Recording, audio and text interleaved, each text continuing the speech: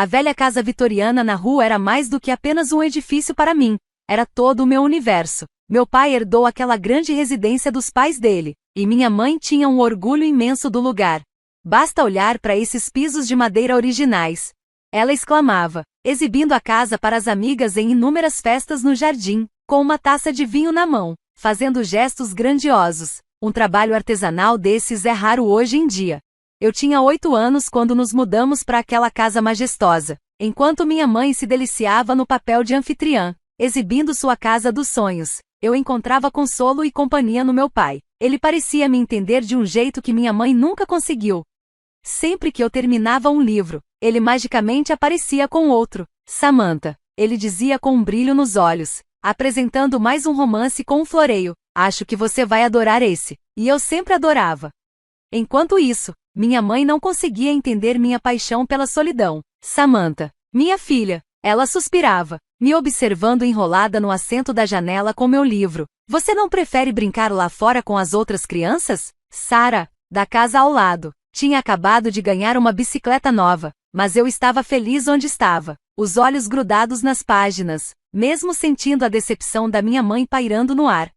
Meu pai, por outro lado, me apoiava com uma piscadela cúmplice por trás do jornal. Embora eu vivesse mergulhada no meu próprio mundo, não era totalmente retraída. Na escola, tive meus momentos de destaque, especialmente quando comecei a escrever para o jornal escolar. Minhas histórias geravam conversas e até os alunos mais populares perguntavam, animados, quando sairia meu próximo texto. Mesmo assim, meu refúgio mais querido era a casa da minha avó. Lá havia uma biblioteca encantadora, cheia do aroma de papel antigo e couro. Todo escritor precisa ler, ela dizia, passando os dedos pelas lombadas dos seus livros favoritos. Ela me deixava passar horas ali, me trazendo biscoitos e chocolate quente enquanto eu explorava de tudo, dos romances clássicos aos mistérios modernos. Tudo mudou quando eu tinha 13 anos. Lembro vividamente do dia em que a polícia bateu à nossa porta. A imagem da xícara de café da minha mãe caindo e se espatifando no chão da cozinha. A expressão séria do policial. Suas palavras, um terrível acidente ecoando pela casa. Aquilo ficou marcado na minha memória. De repente, meu pai se foi. Nas semanas seguintes, a dor da minha mãe era quase palpável. À noite, eu a ouvia tentando sufocar os soluços no travesseiro. Mas, aos poucos, as lágrimas deram lugar à maquiagem, aos frascos de perfume, e ela começou a sair à noite, voltando com um brilho novo nos olhos e cor nas bochechas.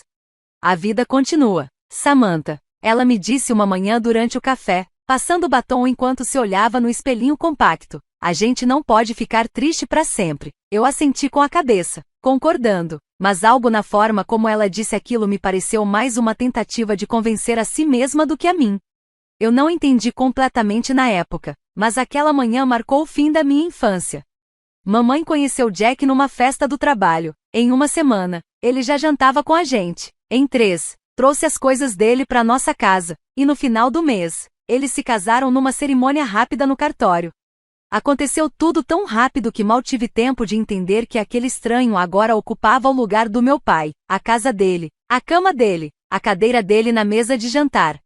A primeira vez que a vovó conheceu Jack, a preocupação no rosto dela era evidente. Ela puxou minha mãe para a cozinha e começaram a conversar em voz baixa, que logo virou uma discussão acalorada. Marco, você mal conhece esse homem, minha avó sussurrou, aflita, pense na Samantha. Eu estou pensando na Samantha. Mamãe respondeu, ríspida, ela precisa de uma figura paterna. Ela tinha um pai, a voz da vovó falhou, cheia de dor. Emoção, e a memória dele merecia mais respeito do que aquilo. Essa foi a última vez que a vovó foi permitida na nossa casa. Mamãe a proibiu de voltar até que ela pudesse me apoiar.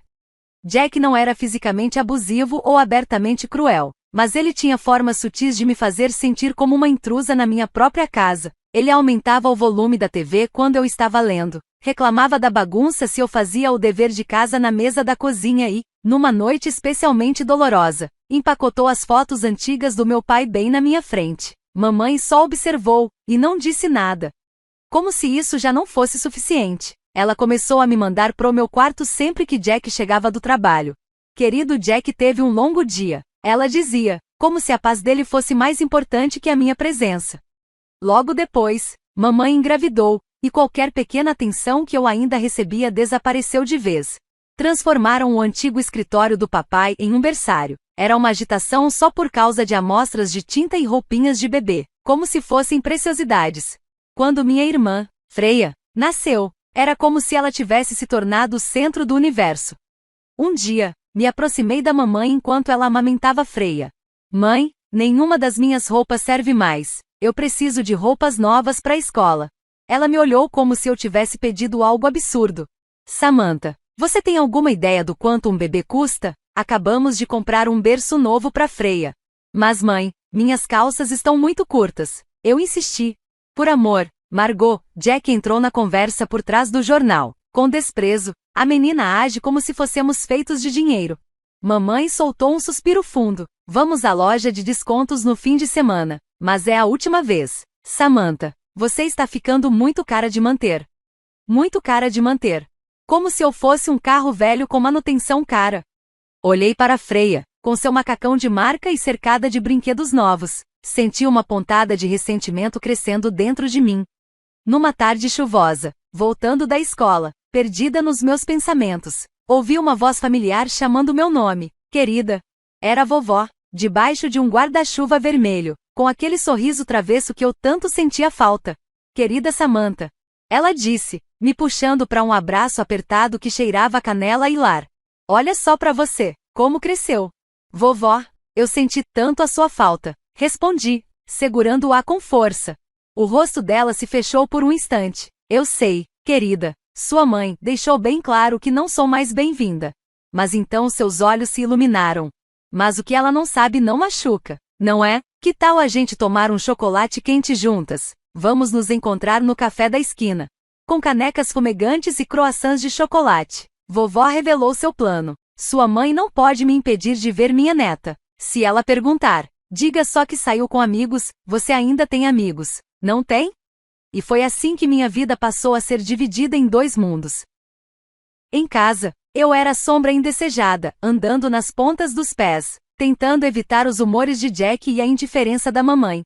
Com a vovó, eu era amada, vista, ouvida, nossas tardes eram só nossas, mergulhávamos na vasta biblioteca dela, discutíamos literatura, aprimorávamos minha escrita, ela me ajudava com o dever de casa, e depois, cozinhávamos o jantar juntas. Um contraste gritante com a frieza de casa, onde mamãe raramente perguntava onde eu passava o tempo. Na verdade, ela parecia aliviada quando eu chegava tarde. Essa rotina durou cerca de um ano, até que, uma noite, um comentário no jantar mudou tudo. Freya precisa de um quarto, Jack declarou, cortando um pedaço de bife. Ela está crescendo demais pro berçário. Confusa, levantei os olhos do meu prato. Mas todos os quartos estão ocupados, a não ser que vocês estejam reformando o antigo escritório do papai. Decidimos dar a ela seu próprio quarto. Mamãe interrompeu friamente. Você vai se mudar para o sofá-cama do porão. O porão. Um lugar escuro e úmido, cheio das ferramentas de Jack e decorações de Natal velhas, mal aquecido no inverno. Aquilo me pareceu cruel. Isso não é justo, protestei, buscando algum apoio nos olhos da mamãe. Seu pai não está mais aqui, está? Ela retrucou, e francamente, Samantha, você deveria agradecer por ainda deixarmos você ficar aqui. A maioria das crianças da sua idade ficaria feliz por ter qualquer espaço. Fiquei paralisada, o garfo suspenso no ar. As palavras dela doeram. Como se eu fosse apenas um fardo, uma presença tolerada. Algo a ser descartado. Um caso de caridade, não uma filha. Não a menina que morava naquela casa desde os 8 anos de idade. Não a criança cujo pai havia pintado nuvens no teto do quarto só porque ela queria dormir sob o céu. Quando vocês querem que eu me mude? Perguntei, com a voz vazia. Neste fim de semana, Jack respondeu, quero começar a pintar na segunda. A Freya quer as paredes rosa. Naquela noite, deitada na cama que logo não seria mais minha, fiquei olhando para as nuvens no teto, as mesmas que papai havia pintado. Sabia que logo estariam cobertas pelo rosa escolhido por Freya. Peguei o celular e tirei uma foto. Um registro de algo que em breve seria apagado. Outro pedaço do meu pai, outra parte de mim, desaparecendo. Viver no porão, no entanto, acabou sendo uma bênção disfarçada. A solidão me trouxe clareza. E com ela, uma determinação silenciosa de construir meu próprio caminho. A faculdade virou minha rota de fuga, minha promessa de liberdade. Todas as tardes eu passava na casa da vovó, trabalhando com afinco nas inscrições. Meu portfólio era forte, editora do jornal da escola, 3 prêmios em concursos estaduais de escrita criativa, e uma coletânea de contos publicados em revistas literárias juvenis. Meus professores de inglês, especialmente a senhora Peterson, me escreveram cartas de recomendação maravilhosas. Ela dizia que eu era a jovem escritora mais promissora que já conheceu em décadas. O dia da formatura chegou junto com o calor grudento de junho. Sentada entre meus colegas no auditório, meus olhos buscavam rostos familiares. A vovó estava lá, o orgulho estampado no rosto. Mas os assentos reservados para mamãe e Jack estavam visivelmente vazios. De manhã, haviam mencionado que Freia tinha um recital de dança naquela tarde. Depois da cerimônia, vovó me abraçou com força. Seu pai teria ficado tão orgulhoso, ela sussurrou, com a voz embargada. Ela me entregou um envelope dentro, uma carta cheia de carinho, e dinheiro suficiente para comprar um novo notebook. As respostas das faculdades começaram a chegar em março. Entre algumas rejeições e listas de espera, havia uma carta que me fez prender a respiração. Riverside State University. Eles me ofereceram uma bolsa parcial para o renomado programa de escrita criativa. Minhas mãos tremiam enquanto eu lia a carta, de novo e de novo. Naquela noite, decidi contar a novidade no jantar com uma centelha de esperança.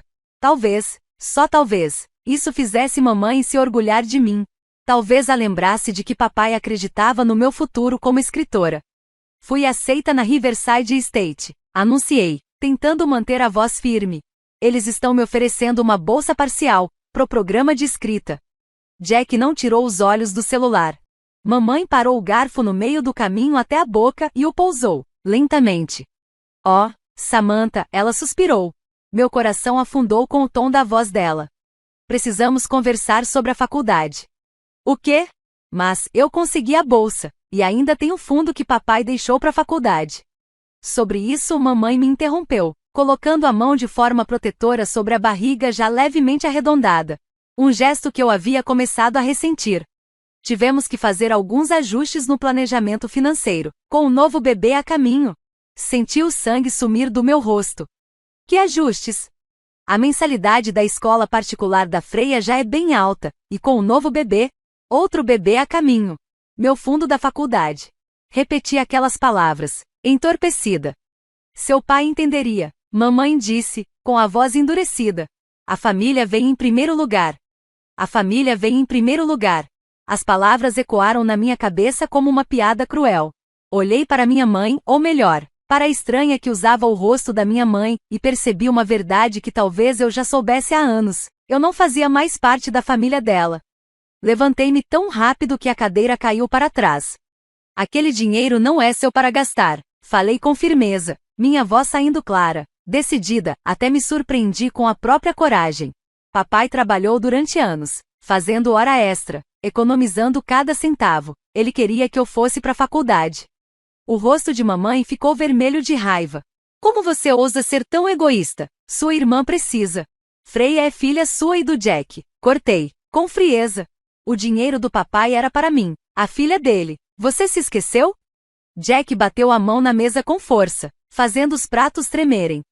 Já chega dessa sua atitude, mocinha. Sua mãe e eu temos suportado sua ingratidão por anos. Está na hora de tomar uma decisão. Ou você começa a mostrar algum respeito. Ou o quê? Desafiei, olhando diretamente para ele. Mamãe se levantou devagar, a mão ainda apoiada sobre a barriga grávida. Ou você pode sair. As palavras pairaram no ar como veneno. Saia, ecoei, atônita. Esta é a minha casa, a casa do meu pai. A voz dela cortou como gelo. Seu pai não deixou testamento. Legalmente, a casa está no meu nome. Você tem 19 anos agora. É adulta. Não sou mais obrigada a te sustentar. Olhei para ela, sem acreditar. Essa mulher que um dia cortava sanduíches em forma de coração para colocar na minha lancheira, que passava a noite acordada me cuidando quando eu tinha febre, agora estava me expulsando da minha própria casa. Você não pode estar falando sério, sussurrei, enquanto ela andava até a porta e a abria. O ar da noite de primavera entrou, com o perfume dos lilazes florescendo, os favoritos do papai. Saia, ela repetiu. Fiquei congelada por um momento, olhando para aquela estranha dentro do corpo da minha mãe. Então algo dentro de mim mudou, como se uma chave tivesse girado. Sem dizer mais nada, desci até o porão e comecei a arrumar minhas coisas. Não demorou que a maioria do que eu tinha eram livros. Lá de cima, ouvi Freya perguntar com sua vozinha: "Mamãe, o que está acontecendo?" A resposta seca de Jack. O silêncio absoluto de mamãe. 15 minutos depois, saí da casa onde passei minha infância. 2 malas, uma mochila, e nenhum olhar para trás. A vovó abriu a porta antes mesmo que eu pudesse bater. Um único olhar para o meu rosto bastou para ela entender tudo. Ela me puxou para um abraço apertado, e finalmente eu chorei. Chorei tudo que segurei por tanto tempo. Quando consegui contar a ela o que aconteceu, o rosto dela ficou sombrio, mas a voz permaneceu firme. "Você vai ficar aqui, é claro", ela disse, me envolvendo na segurança do seu amor inabalável. "E eu vou cobrir tudo que a bolsa não cobrir." Ela apertou minha mão com força. Seu pai nunca me perdoaria se eu deixasse os sonhos da filha dele morrerem por causa dessa situação. Meses depois, eu já estava me adaptando ao dormitório da Riverside State. Consegui um emprego no café do campus, o horário encaixava direitinho com minhas aulas. Com o trabalho no café, o apoio inabalável da vovó e minha bolsa de estudos, eu conseguia me manter financeiramente. Enquanto isso, minha mãe nunca me procurou nem uma ligação, nem uma mensagem, nem sequer uma tentativa de saber se eu estava bem. Acabei apagando o número dela do meu celular. Mas apagar a dor no meu peito, isso se provou muito mais difícil. Principalmente quando eu via outros estudantes recebendo visitas dos pais nos finais de semana. No meu penúltimo ano, uma reviravolta inesperada cruzou meu caminho. Enquanto lutava com uma tarefa da aula de escrita criativa, uma nova ideia me agarrou. Era completamente diferente do meu estilo literário habitual. De repente, me vi absorta escrevendo um suspense psicológico sobre uma mulher desvendando segredos obscuros da própria família. Talvez eu estivesse processando mais do que imaginava. "Você devia escrever isso no Concurso Nacional de Escritores Emergentes", sugeriu meu professor favorito, depois de ler os primeiros capítulos. "É diferente, cru, honesto." Passei os meses seguintes aperfeiçoando o manuscrito, escrevendo entre as aulas e os turnos no café, muitas vezes ficando acordada até o amanhecer. Quando finalmente enviei o texto, assinei como E.J. Blake. Não esperava nada. A competição era conhecida por seu nível altíssimo, com milhares de inscrições todos os anos. Mas então, o inesperado aconteceu. "É a Samantha?" perguntou uma voz firme do outro lado da linha. "Estou ligando da Riverside Publishing sobre sua inscrição para o Concurso Nacional de Escritores Emergentes."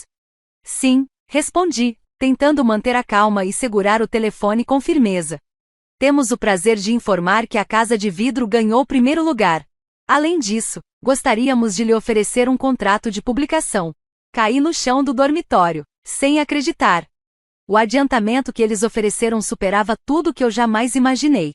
No dia seguinte, o contrato chegou por courrier, 12 páginas de jargão jurídico que, basicamente, diziam: "Acreditamos no seu trabalho, queremos mais."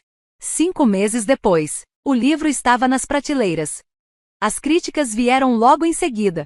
Uma estreia impressionante, honestidade de tirar o fôlego, uma nova voz na ficção contemporânea.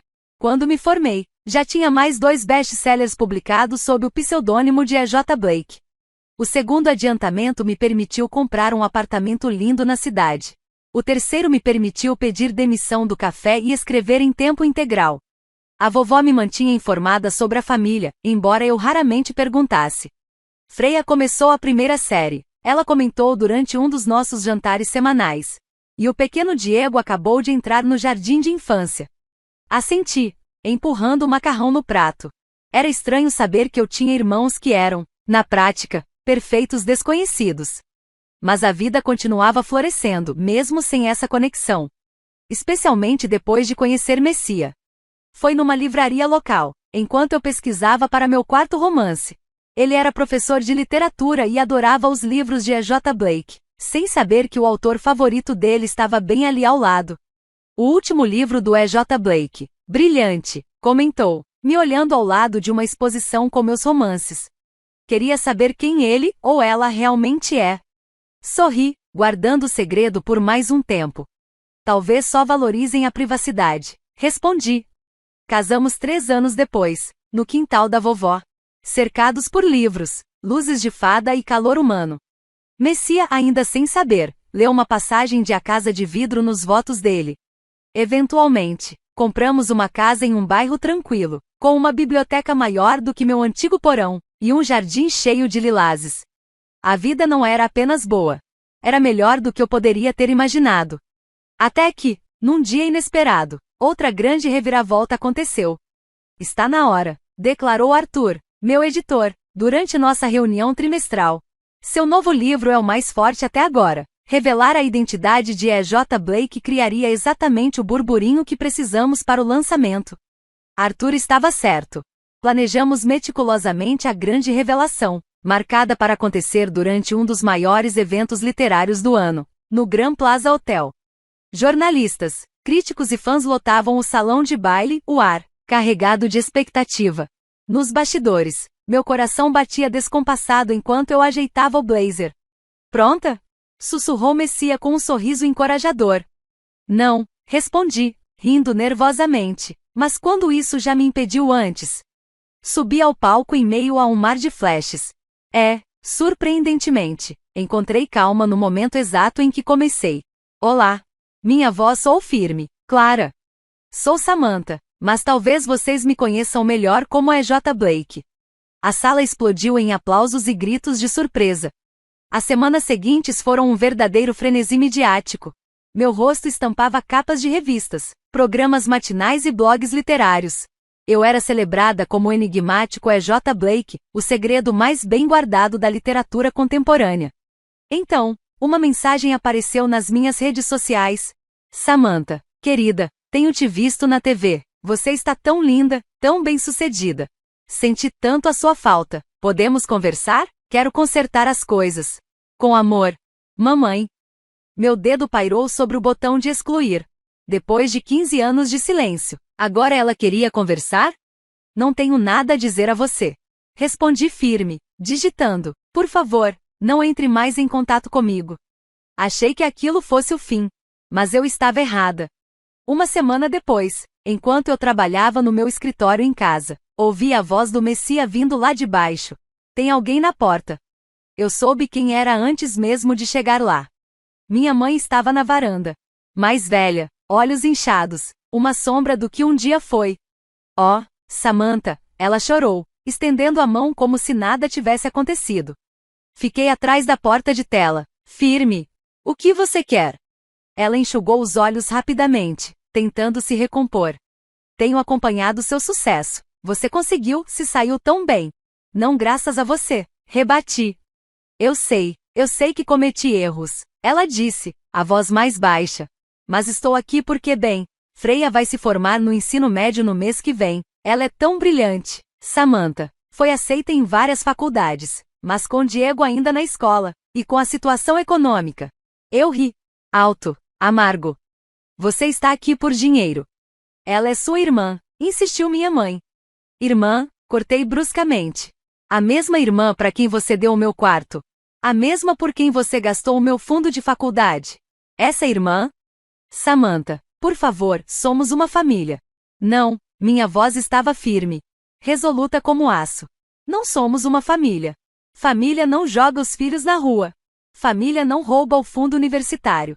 Você fez sua escolha, mãe, 15 anos atrás. Você escolheu o Jack, escolheu sua nova família.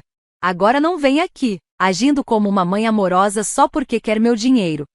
Sua pirralha ingrata, egoísta. A voz dela se elevou até virar um grito. Estava fazendo uma cena. Os gritos ecoavam pela rua tranquila. Dei um passo para dentro. Adeus, mãe. Fechei a porta com um baque firme. Silenciei seus protestos. Eu esperava que aquilo fosse o fim. Mas, mais uma vez, eu estava errada. Uma semana depois, Messia me chamou para a sala. Sua expressão era séria. Na TV, a imagem congelou meu sangue por um segundo. Minha mãe, sentada em um programa de entrevistas, chorava diante de um apresentador simpático. Minha filha nos abandonou. Quando Samantha ficou famosa, ela mudou. Esqueceu de onde veio. A fama a afastou das raízes, da família. Enquanto sua irmã mais nova lutava para juntar dinheiro para a faculdade, Samantha era retratada como inacessível, ignorando todos os telefonemas da família. O sucesso, diziam, a havia endurecido, transformando-a em alguém irreconhecível. As postagens públicas da mãe nas redes sociais pintavam Samantha como uma filha fria e sem coração, que teria abandonado a família em troca da fama. A reação foi rápida e brutal. Estranhos invadiram os perfis de Samantha com mensagens de ódio, críticas violentas e julgamentos baseados apenas em uma versão dos fatos. A situação fugiu do controle. Foi então que Arthur, seu empresário, decidiu que era hora de esclarecer tudo. Organizou uma coletiva de imprensa para compartilhar a verdadeira versão da história. Samantha, relutante em expor publicamente seus traumas familiares, hesitou. Mas Arthur a lembrou. Sua carreira foi construída sobre autenticidade. Você conta verdades por meio das suas histórias. Agora é hora de contar a sua. Diante de uma sala cheia de câmeras e jornalistas, Samantha subiu ao palco com a única pessoa que sempre esteve ao seu lado, sua avó. Com a voz firme, Samantha revelou a verdadeira história, aquela que sua mãe convenientemente havia omitido. Falou sobre o fundo da faculdade, que foi usado sem seu consentimento. Contou sobre a convivência dolorosa com um padrasto cruel, e sobre o dia em que foi expulsa da própria casa com apenas 2 mochilas e o coração despedaçado. Sua avó, sentada ao lado dela, mantinha o mesmo olhar protetor de sempre. Apresentou documentos que comprovavam o apoio financeiro à educação de Samantha. Cartas, recibos, comprovantes de matrícula. Samantha compartilhou também mensagens antigas, boletins escolares, e depoimentos de pessoas que a acompanharam durante a adolescência conturbada. Deixou claro que não foi ela quem abandonou a família, foi o contrário. A única família verdadeira que lhe restou foi sua avó, que a acolheu quando mais ninguém o fez. Após a coletiva, a repercussão foi imediata. A mídia mergulhou na história, revelando anos de conflitos familiares e episódios de abuso e negligência. A tentativa da mãe de difamar Samantha saiu pela culatra. A história real comoveu o país. Como consequência, o último livro de Samantha disparou para o topo das listas de mais vendidos. Quando a mãe tentou um novo ataque público, foi rapidamente silenciada por uma carta firme dos advogados de Samantha, encerrando de vez a disputa. 6 anos depois, a vida de Samantha encontrou um ritmo sereno. Ela e Messi aproveitam a tranquilidade da casa que construíram rodeados por livros, memórias e um jardim exuberante. A avó continua a visitá-los todos os domingos. Juntos, compartilham histórias reais e honestas, como sempre gostaram de fazer. Às vezes, Samantha ainda pensa em Freya e Diego, irmãos que nunca chegou a conhecer de verdade. Ela torce para que estejam bem, felizes e amados. E entende, hoje, algo muito importante: família não é só sangue. Famílias são aqueles que permanecem quando todos os outros viram as costas. Famílias são os recomeços construídos a partir dos estilhaços do passado, e do amor que floresce mesmo nas cicatrizes.